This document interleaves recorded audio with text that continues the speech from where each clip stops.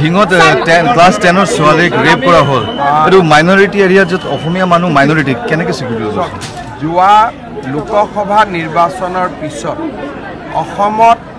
এনেকুৱা 22টা ঘটনা ঘটিছে আৰু আজি এইটো 23 নম্বৰ আৰু এই গোটেই ঘটনাটোবিলাকৰ লগত এটা কিছুমান বিশেষ মানুহ জড়িত হৈ থাকে আৰু লোকসভা ইলেকশ্যনৰ পিছত তেওঁলোকে বহুত এনকাৰেজমেণ্টো পাই আছে এটাৰ পিছত এটা ঘটনা কৰি আছে আমি টাফ একশ্যন ল'ম এতিয়া মই ডিজিপিক পঠাইছোঁ ঢিঙলৈকে will take toughest possible action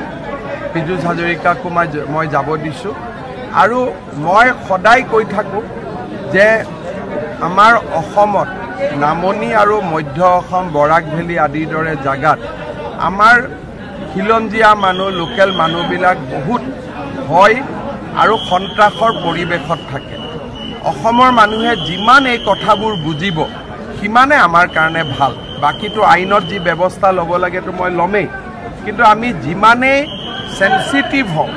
যে এই জায়গাবিলাকত কেনেকৈ আমাৰ মানুহবিলাক থাকে কিমান কষ্টত থাকে আমি যিমানেই সেন্সিটিভ হ'ম সিমানেই আমাৰ মানুহবিলাকে সুৰক্ষা পাব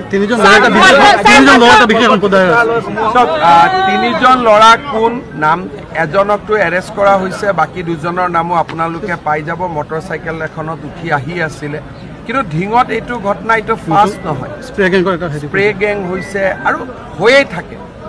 যি জাগাত আমাৰ খিলঞ্জীয়া মানুহ মাইনৰিটি হৈছে সেই জাগাত আমাৰ মানুহবিলাক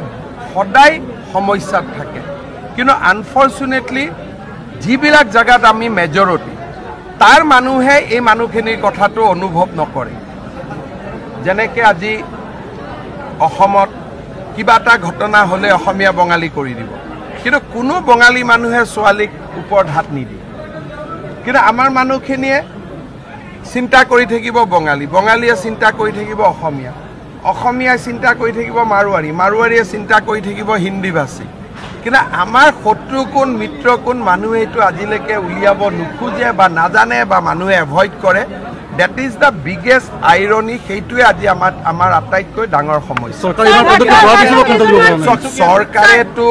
পদক্ষেপ লৈয়ে আছে চৰকাৰে পদক্ষেপ লৈ থাকিব কিন্তু মানুহৰ ভিতৰত থকা যিটো জন্তু সেই জন্তুটোক চৰকাৰে কেনেকৈ আগত বুজি উঠিব এইটোতো ঘটনাৰ পিছতহে চৰকাৰে গম পায়